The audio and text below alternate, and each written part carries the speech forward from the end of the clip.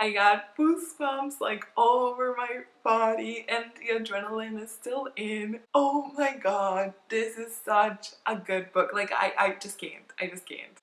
Hi guys, welcome back to my channel. Today I'm gonna be reviewing and discussing The Last Magician by Lisa Maxwell. Okay, so bear with me a little because this book is a little bit complicated to explain. The Last Magician by Lisa Maxwell is set in New York, in the world where magic exists.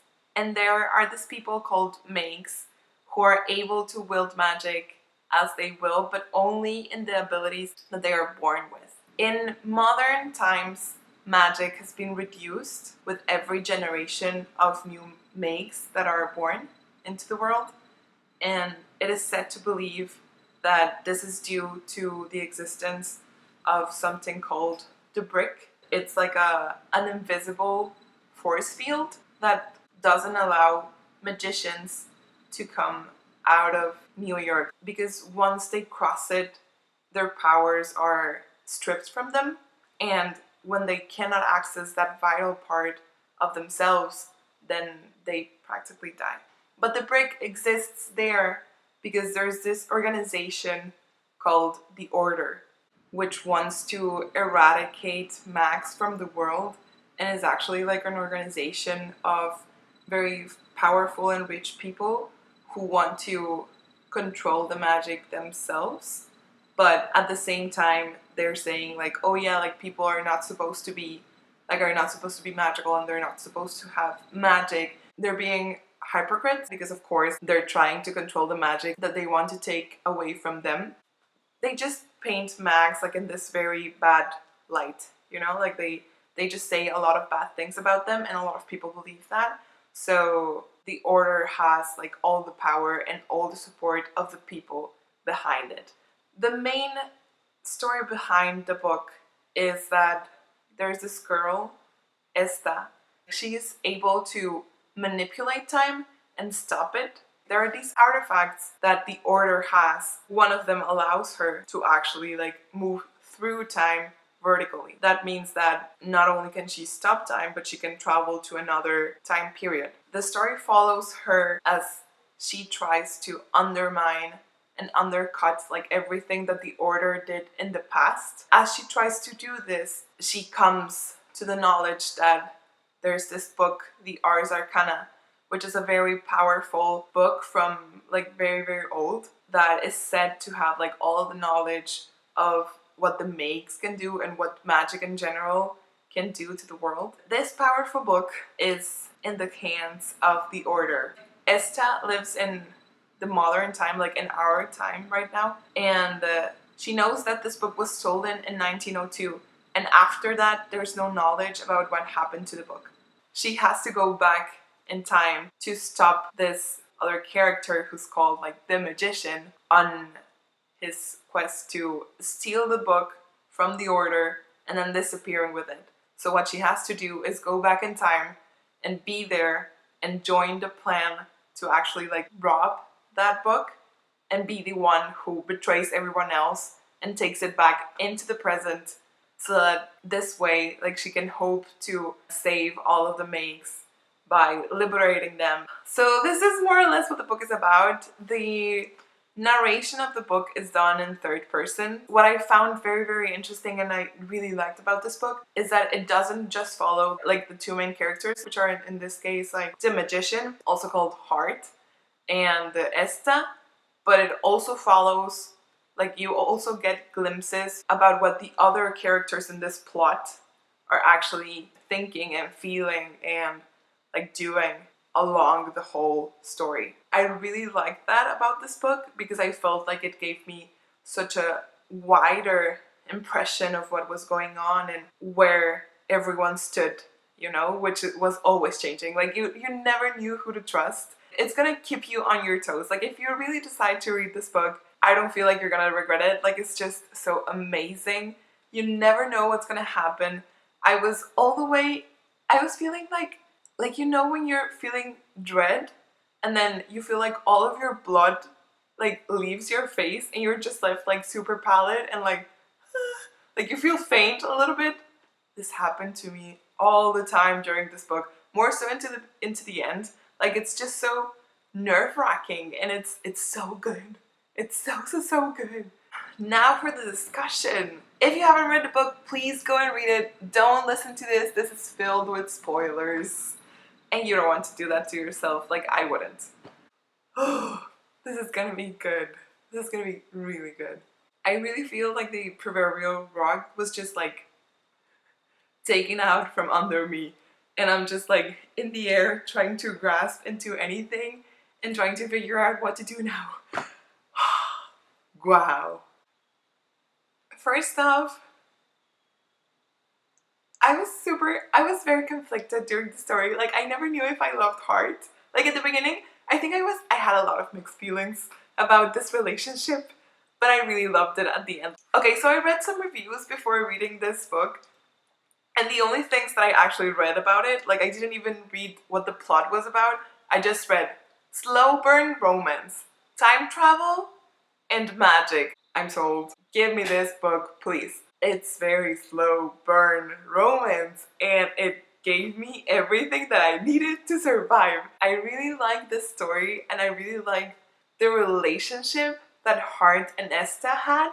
I felt like their relationship was sound, and they still have, like, even until the end of the story, they still have a lot of issues, and I don't feel like they trust each other completely. There's things, you know, like their cons and their scheming might actually like also cause them troubles. Like in the second book, I'm pretty sure it will. I really like their relationship and their back and forth, and how like you never could know what they're like, because everybody in this book was scheming. Everybody was plotting something. I can trust Viola. And then I was like, okay, I cannot trust her. And then I was like, okay, I could never trust Jianju. So I expected that at least. But I don't know, like everybody was betraying everybody to some extent. And then also being like fiercely loyal. Lisa Maxwell just, I don't know what she did with me, but she played me. Like, she played me real good.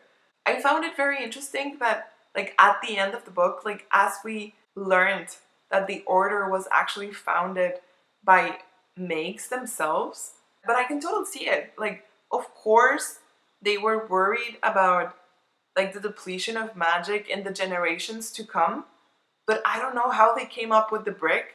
Like, we're gonna keep everybody here tight and clean. Nothing bad's gonna happen. Like, who thought that was gonna be a good idea and that was gonna be like on the long run, even though they didn't think it would last that long, that would be like the perfect solution for their problem. Like, really? Really? It was very enlightening to me to see that the beginning of the order was actually led by Maigs. That explains everything. Of course, who if not them was able to understand magic to the extent that they would be able to wield the Ars Arcana like nobody else? Like, of course not. There was a plot twist after plot twist after plot twist, and I was just like, my blood pressure went low, my blood pressure went high, I lost all my sugar, and I lost all the blood and the feeling, and like, I was in an adrenaline kick by the end of that book, and I was just like shivering and reading and being like, now what? Oh my god, it was so good. What's gonna happen with baby Esta? If she now came back or went back to the past and she's actually alive, she shouldn't cross paths with herself from her 3-year-old self. And then, like, how devious is it? Is it that Nibs actually took away baby Esta and is keeping her somewhere? And that Lena, Dolph's not wife but partner, hid that fact that they had a daughter together and told him that she was dead. That's super schemy. Like, everybody's running a con. Everybody in this book is conning like somebody else. I just didn't expect it. I think that I came into this book being very naive, and just seeing the amount of plots and nets and how everything was connected at the end, my mind was blown, like completely blown.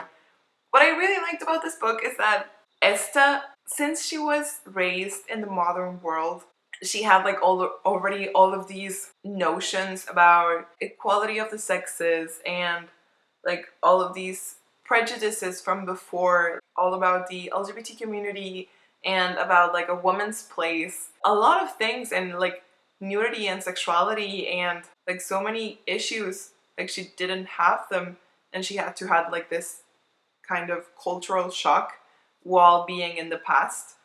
And the way she was dealing with that, like I found it very interesting because I think it's something that I thought about myself. How would I react if I was like living in that era, or if I would be any different and say and do things differently? Would I have the same thoughts that I have right now? And of course it's not the same because like she went back and I would be like living there and having that knowledge only.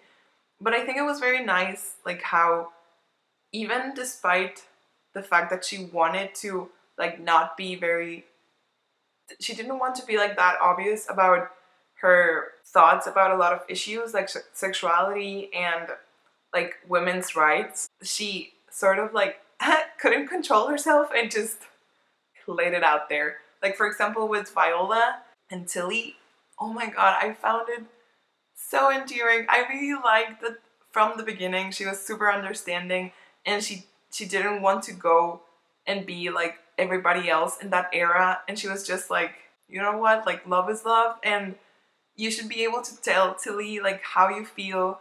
Oh my god, I just love them so much. I was crushed. I was super crushed when Tilly died because even though she wasn't present a lot in the story, like I really felt for Viola, and I really liked her character. I really like her still.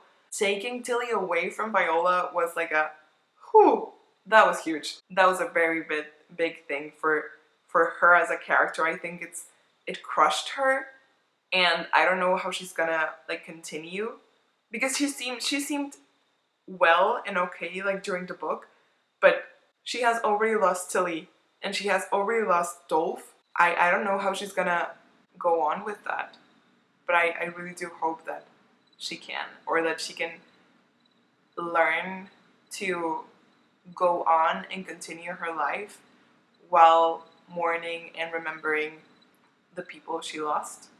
I think she's gonna come out like stronger at the end of it, but it's still a very hard situation. I really loved Yanju's character as well. I found him, I don't know why, but I found him super funny, even though I think the vibe that he gives up is not funny at all. Like I don't think Lisa Maxwell like actually intended him to be like funny, but for me he was super funny.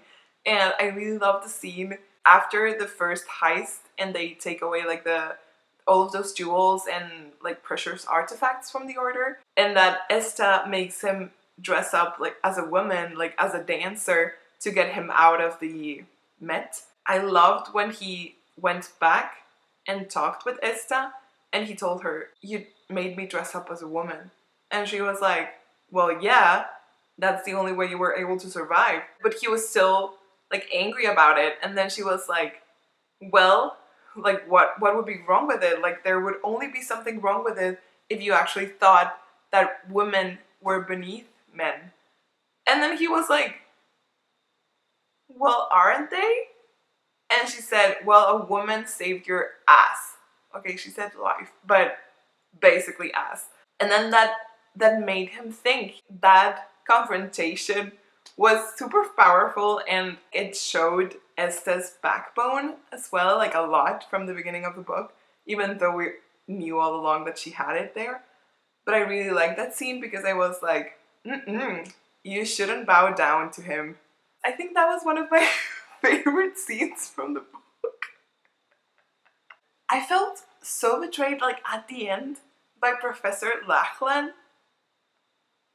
I did have the inkling that he was gonna be evil, because why would he want to destroy the brick like in the present and not do it like from the past? Because of course it would be better if you do it from the past, because if he thought that by destroying the brick you would also like give makes more power and destroy this cycle of generations of makes being born weaker and weaker, then of course you would want to do it in the past and not in the present.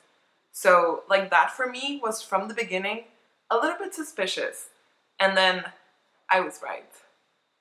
I was super right. He was suspicious, he was evil, he was Nips in disguise.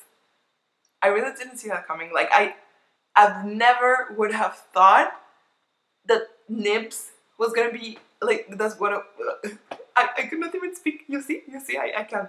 If you had asked me in the middle of like, or even before the last 10 chapters of the book, oh yeah, like, do you think they were connected somehow? I would be like, no way. Like, why? I'm very, very, very curious how everything is gonna pan out like in the second book. Because now that, of course, she had to come back to the past and save Hart, like, from dying, which he was actually not gonna die. He had like a lot of self-preservation. Of course, he wouldn't want to die. Like, I didn't think, like, I thought it in the beginning because you're supposed to think that he's gonna die this heroic death and that he's gonna like sacrifice himself to save everybody. But like after you get to know him, I was like, no, like I'm pretty sure this is another trick. I thought that it wouldn't have been like her going like right away and taking him out of that situation. I thought she was gonna go like a little bit more backwards in time and then tell him her plan and then be part of helping him not die. But yeah, of course, she had to go back to him to save him because their love story has just started. They haven't even done anything. The story hasn't even begun. And I'm just craving it like crazy. Let's go back a bit about the huge bomb that is the fact that Esta is the daughter of Lena and Dolph. My brain exploded. Okay, like the implications on time, how strong Lena's gift and abilities are, should have given us a hint that she's actually not from the present. They say it a lot in the book. Makes right now, like in every generation, they're losing magic and they're growing weaker and weaker and weaker.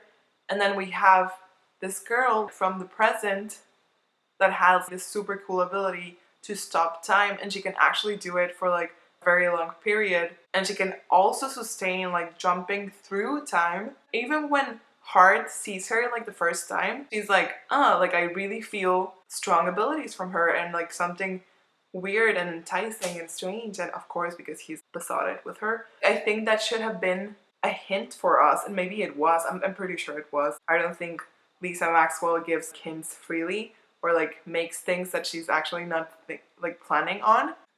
It was right there in front of our faces and we didn't see it. If she had like such a powerful magic and she had this cool ability, of course she couldn't have been from the present. What were we thinking? Yeah, it's our fault. It's our fault. Why didn't we think about this before? And another thing I found very interesting is, so when Nips had Esta in the past as like a toddler, as a 3-year-old, and he gave her the amulet to keep her hidden like for a while when the police came and like searched everything. When that happened, how was she able to go into the future? Like I feel like it might have been by chance. Like it should have been by chance, of course, but how come she went into the future and not into the past? Because what was tethering her to the future? There had to be like some sort of stimuli or like some sort of indication like to the amulet or to her, where is she gonna be and where is she directing herself, even when she wasn't able to actually control her gift. Like there has to be a reason behind it, and maybe that's explored in the second book, maybe not. Maybe it's gonna be like a question that I'll continue having unanswered for the rest of my life, and it's gonna haunt me like until I die. I hope there's a connection there, and I hope Lisa Maxwell goes deeper into that, but I also have a feeling she's not gonna do it. We'll see. But I'm very, very, very curious about like how the second book is gonna sort itself out and how everything is gonna go down. It's gonna be even more nerve-wracking than the first book, and I cannot even imagine how that's gonna be, because this one was actually like pretty intense for me already. I realized just as I was about to finish editing this video that I forgot to mention one of the most important parts about that ending, and it's heart. What is going to happen there? I believe that the reason why he was able to absorb all of the knowledge that was inside of Ars Arcana is because of the abilities that he himself has. Like, if he's able to read other people's thoughts and go inside their minds, then maybe that's why he was able to absorb the knowledge of the Ars Arcana. Or it could also be that his ability is why the book was more attractive to him and just tried to absorb him. Or the other thought that I had is that maybe the book is a parasite and it requires like a host to survive. Because when you think back about like what happened when Viola and Hart were there in the chamber that had the Ars Arcana, there were these other mages there that had been kidnapped by the Order, and they were all dead. What if the book requires to absorb like life form from somewhere, and that's why it attached itself to Hart and now it's eating him alive? Is it gonna consume him? I feel like it's gonna kill him. It's definitely gonna kill him. I can just see it happening, that he's gonna be trying to keep all of this from Esta, and this is gonna cause a wedge between them. They're very similar, so he's also very stubborn. I feel like he's not gonna tell her this information to avoid causing her any trouble or problems, because he's not gonna be as self-centered as to make it all about the effect the book is having on him, but on what other people and other forces are trying to act against them. I don't know. I'm actually very afraid of what it could mean that the book is residing in him, because it could also change him. And it could take away another form, and what if it expands, and what if it's like some sort of virus, or like what if it starts corrupting magic in general? Like, if this was such a powerful book and the original mages that had it like were sane enough to think that it should be something hidden and not available for everybody else, then I feel like it could potentially be harmful for magic itself. I don't know, it's something that I was thinking while trying to sort everything out, and I feel like in the future I'm definitely gonna wait a little after I read a book to start doing like any discussion or reviewing about it, because it was just like a lot. But yeah, this is my quarantine best. This is how I am normally. But the videos are also how I normally am. Like it's me. It's always me. But yeah, that's it. That's it. Now this is finished. This is the end. Thank you guys for bearing with me, and thank you for watching. If you like this channel, please give it a thumbs up. If you like my reviews or similar reviews, please subscribe to my channel. Let me know what you thought about this book. If you've read it, if you haven't read it, like, okay, so if you haven't read it, you're not gonna listen to this, but but yeah, just please let me know like what was your favorite part, and if you think the second book is gonna be like as equally nerve-wracking as this one, or if my little heart is gonna have like a reprieve from suffering this much. Bye guys, thank you for watching. Okay. I don't remember. I cannot believe I just finished reading this book like 5 minutes ago, and now I don't remember the name of the book. Like of the thing.